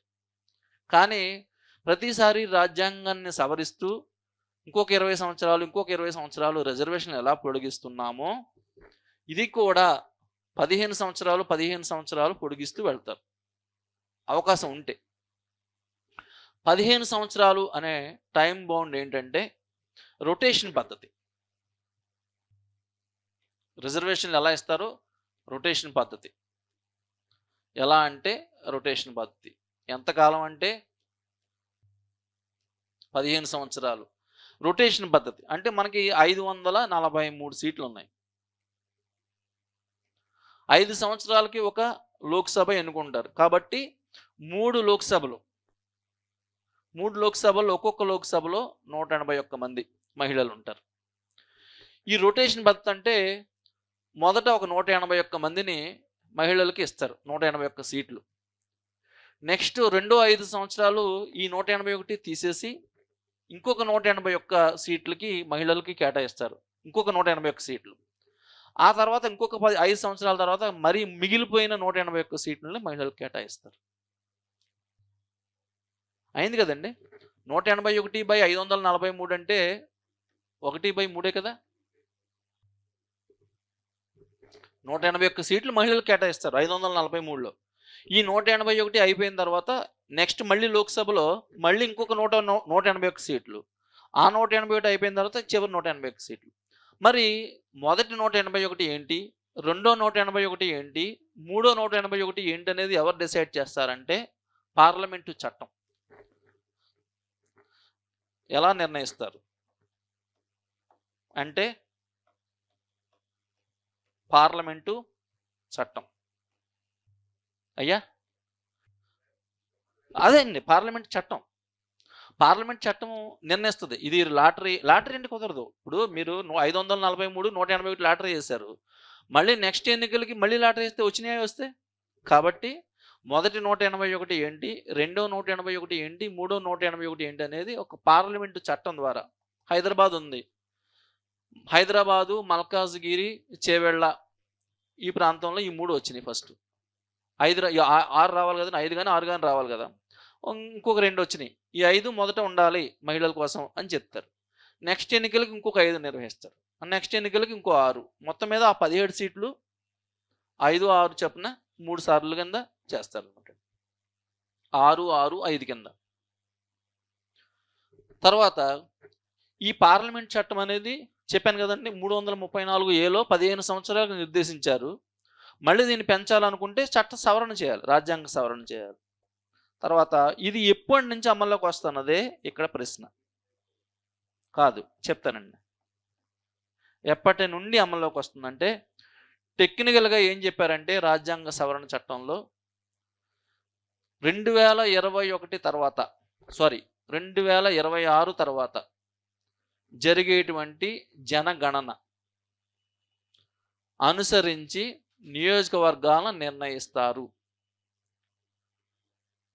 అవుతుందా? 2026 తర్వాత జరిగేటువంటి జనగణన అనుసరించి రిజర్వేషన్లు నిర్ణయిస్తారు. 2026 తర్వాత జరిగే జనగణన అనుసరించి పునర్విభజన చేపట్టేటువంటి నియోజకవర్గాలు అనుసరించి డీలిమిటేషన్. జనగణననే డీలిమిటేషన్ లింక్ చేశారు ఇక్కడ చట్టంలో. జనగణన జరగాలి, తర్వాత డీలిమిటేషన్ జరగాలి, అప్పుడు నిర్ణయిస్తుంది పార్లమెంటు ఏ ఏ స్థానాలు అనేది. అదే అంటున్నానండి. మళ్ళీ సబ్ రిజర్వేషన్ లేదు. ఎస్సీ ఎస్టీలకు ఉందండి. మనం 332 చెప్పాను కదా మీకు. 300 దీని ప్రకారం మనకి ముందు ఏంటంటే ఎన్ని సంవత్సరాలు అని చెప్పాను కదా మీకు. నెక్స్ట్ కోట ఎలా అంటే 330A అనేది ఒక సవరణ చేశారు, రాజ్యాంగ సవరణ. 330 అనేదే ఉండేది ఇదివరకు, ఇప్పుడు 330A వచ్చింది. దీని ప్రకారం ఓకే 330A ప్రకారం ఇది నాకు కనిపించట్లేదు.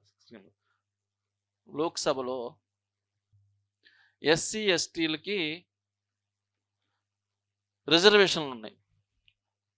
ఆ రిజర్వేషన్లో 1/3 మహిళలకి, ఎస్సీ మహిళలకి, ఎస్టీ మహిళలకి. ఎలా 330A ప్రకారం లోక్సభలో ఎస్టీకి నిర్ణయించిన స్థానాల్లో 1/3 వంతు మళ్ళీ ఎస్సీ ఎస్టీ మహిళలకి. అది కూడా రొటేషన్ పద్ధతి. ఒక 1/3 వంతు ఒకసారి, ఇంకొక 1/3 వంతు ఇంకొకసారి, మిగిలిన 1/3 వంతు చివరిసారి 15 సంవత్సరాల పాటు. అలాగే ఇంకొక రాజ్యాంగాన్ని ఆర్టికల్ని సవరించారు. అది 332A. ఇది రాష్ట్రాల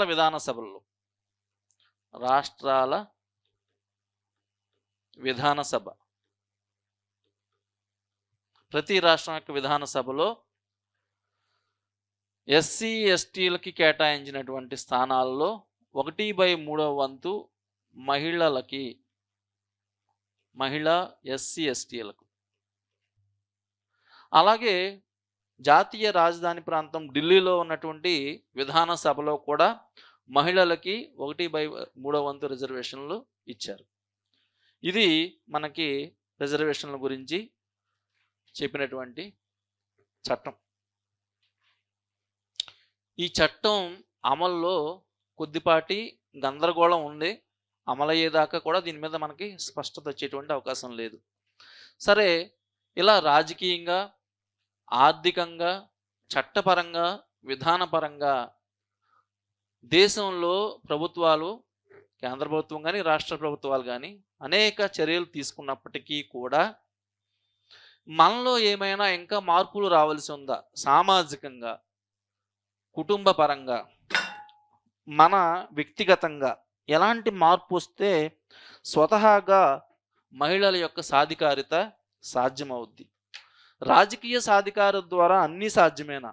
అదేమన్నా సంజీవన కాదనేది నా ఉద్దేశం. ఎలా అంటే, ఒక మహిళ, మనకి దీనికి ఒక ఉదాహరణ చెప్పుకోవాలి. స్వాతంత్ర్యానికి పూర్వం కాటన్ బ్యారేజీలు కట్టాడు. ప్రకాశం బ్యారేజ్, ధవళేశ్వరం బ్యారేజ్. ఆ ప్రాంతాలు ఆర్థికంగా సుభిక్షమైనవి. ప్రజలు సామాజికంగా ఎదిగారు, రాజకీయంగా కూడా ఎదిగారు. వాళ్ళ రాజకీయ ఎదుగుదలకు ప్రధాన కారణం సామాజికంగా ఎదుగుదల. అంటే మహిళల్ని మొదట సామాజికంగా ఎదగనివ్వాలి. అంటే కుటుంబం స్థాయి నుంచే మన ఆలోచనలో సమూల మార్పులు రావాలి.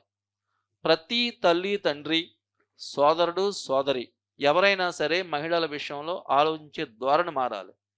వాళ్ళు పుట్టినప్పటి నుంచే ఆడపిల్లైనా మగపిల్లాడైనా ఒక్కటే అనేటువంటి భావన ప్రజల్లో రావాలి. అలాగే ఇవన్నీ మనం ఇచ్చేటువంటి వే ఫార్వర్డ్. అలాగే పాఠశాల స్థాయిలో మహిళల యొక్క ఔన్నత్యం, మనుషులంతా ఒక్కటి, లింగ సమానత్వం పాటించాలి అనేటువంటి ధోరణి పిల్లల్లో అభివృద్ధి చేయాలి. మహిళల పట్ల గౌరవం పెరిగేలాగా పాఠ్యాంశాలు ఉండాలి ప్రాథమిక స్థాయి నుంచి. అలాగే పురుషుల్ని మహిళల్ని అంటే ఆడపిల్లల్ని మగపిల్లల్ని కలిపి వివిధ యాక్టివిటీస్లో పార్టిసిపేట్ చేసేలాగా పాఠశాల స్థాయి నుంచే కార్యక్రమాలు కరికులంలో మార్పు తీసుకురావాలి విద్యా విధానంలో. అలాగే వారి యొక్క ఉద్యోగము, వారి యొక్క పనిచేసే ప్రదేశాల్లో మనం సహృద్భావ వాతావరణాన్ని సృష్టించే విధంగా యాజమాన్యాలు ఎప్పటికప్పుడు అప్రమత్తంగా ఉండాలి. ఇంటర్నల్ కంప్లైంట్ కమిటీ అని చెప్పి అది తప్పనిసరి చేశారు, ఐసీసీ అని. ప్రతి ఉద్యోగం చేసే మహిళలు ఉన్న చోటల్లా కూడా ఐసీసీ అనేది ఫామ్ చేయాలి. ఏదైనా మహిళలకి ఏదైనా ఇబ్బందులు వస్తే ఇమీడియట్గా కంప్లైంట్ చేసి రెజల్యూషన్ మెకానిజం అనేది ఇమీడియట్గా ఉండాలి అక్కడ. అలాగే పనిచేసే చోటే కాకుండా వాళ్ళకు ఉద్యోగ భద్రత విషయంలో కూడా చట్టాలు, కార్మిక చట్టాల్లో మహిళల విషయంలో స్పష్టమైనటువంటి విధానాలు తీసుకురావాలి. అలాగే మహిళల యొక్క ఆర్థిక కార్యకలాపాలు విస్తృతమయ్యేలాగా వాళ్ళ యొక్క విధానాలు కానీ వాళ్ళకు వచ్చే అవకాశాలు కానీ కల్పించాలి. ఉదాహరణకి చిన్న కుటీర పరిశ్రమలు కనుక భారతదేశంలో విస్తృతంగా ఏర్పాటు చేయగలిగితే మహిళా శ్రామిక శక్తిని పూర్తిగా వినియోగించుకోవచ్చు. చైనాలో జరిగింది అదే. అక్కడ మహిళా కార్మికుల శాతం పురుష కార్మికుల శాతం కంటే ఎక్కువ. వర్క్ ఫోర్స్ పార్టిసిపేషన్ రేటు మహిళల్లో చైనాలో ఎక్కువగా ఉంటుంది. ఎందుకంటే అక్కడ పెద్ద పెద్ద పరిశ్రమలు ఉండవు.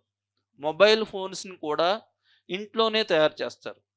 మహిళలకి కొద్దిపాటి ట్రైనింగ్ ఇచ్చి వాళ్ళని ఆర్థిక కార్యకలాపాల్లో తీసుకురావాలి. అలాగే భారతదేశంలో కూడా ఇలాంటి విధానాన్ని తీసుకొస్తే కనుక మహిళల యొక్క ఆర్థిక సమానత్వం, ఆర్థిక సమ్మిళితత్వం పెరిగి క్రమంగా వాళ్ళ ఆదాయాలు ఎప్పుడైతే వాళ్ళు సంపాదించుకోగలుగుతున్నారో ఆ కుటుంబంలో వాళ్ళకి నిర్ణయాధికారంలో కానీ లేకపోతే వాళ్ళ ధోరణిలో కానీ వాళ్ళ ప్రవర్తనలో కానీ ఒక రకమైన ఆత్మవిశ్వాసం తొంగి చూస్తుంది. దీనివల్ల ఏమవుతుందంటే వాళ్ళు సమాజంలో స్వేచ్ఛగా విహరించగలుగుతారు, తిరగగలుగుతారు. దీనివల్ల ఏమవుతుందంటే వాళ్ళకి సామాజిక హోదా పెరిగిందనేటువంటి భావన ఏర్పాటవుతుంది. ఎప్పుడైతే ప్రజలతో మమేకమై మిగతా వాళ్ళతోటి మమేకమై తిరుగుతూ ఉంటారో వాళ్ళలో రాజకీయ చైతన్యం కూడా పెరుగుతుంది. అంటే ఆర్థికంగా వెసులుబాటు కల్పిస్తే వాళ్ళని మహిళల్ని కనుక ఆర్థిక కార్యకలాపాల్లోకి తీసుకురాగలిగితే వాళ్ళల్లో సామాజిక చైతన్యం వస్తుంది, తద్వారా రాజకీయ చైతన్యం వస్తుంది. ఈ రాజకీయ చైతన్యం ఏ రిజర్వేషన్లు అవసరం లేకుండానే వాళ్ళల్లో రాజకీయ అవసరాలు, రాజకీయ ప్రాతినిధ్యం పెరగడానికి కూడా కారణమవుతుంది. అంటే మన అప్రోచే మార్చుకోవాలి కంప్లీట్గా. మన ధోరణి, మన ఆలోచన ధోరణే మార్చుకోవాలి. రిజర్వేషన్లు ఓకే, కానీ ద్విముఖ వ్యూహం. ఓ పక్కన రిజర్వేషన్లు అమలు చేస్తూనే రెండో వ్యూహంగా వ్యవస్థీకృతంగా చిన్న వయసు నుంచి మన సమాజంలో కానీ, కుటుంబాల్లో కానీ, వ్యక్తుల్లో కానీ, మన ఆలోచన విధానాల్లో కానీ, పాఠశాల స్థాయిలో కానీ, పనిచేసే స్థాయిలో కానీ, వ్యక్తులతో కుటుంబంతో సమూహాలతోటి కలిసే చోట కానీ మహిళలకి పూర్తి స్వేచ్ఛ వచ్చేటువంటి వాతావరణం కల్పించాలి. రెండోది వాళ్ళకి ఆర్థిక వెసులుబాటు కల్పించాలి. వాళ్ళని ఆదాయ కార్యకలాపాల్లోకి విస్తృతంగా తీసుకురావాలి. వాళ్ళ యొక్క ఆర్థిక వెసులుబాటు అనేది సామాజిక చైతన్యానికి, తద్వారా రాజకీయ చైతన్యానికి, తద్వారా గ్లోబల్ జెండర్ ఇండెక్స్లో భారతదేశం యొక్క మహిళల యొక్క పాత్ర బాగా వృద్ధి చెంది మనం దేశం కూడా ఈ ఇండెక్స్లో మొదటి 10-15 స్థానాల్లో చేరడానికి ఆస్కారం ఉంది. అప్పుడు మనం చెప్పుకుంటాం కదా, మహిళలు ఎక్కడ గౌరవించబడతారో అక్కడ దేవతలు ఉంటారు, వాళ్ళని గౌరవించిన చోట అంతా సర్వనాశనం అని చెప్పుకునే సూక్తి, ఈ సూక్తిని అవసరం ఉండదండి. పూర్తిగా వాళ్ళు జెండర్ ఈక్వాలిటీని సాధిస్తారు, సాధికారత సాధిస్తారు. Thank you.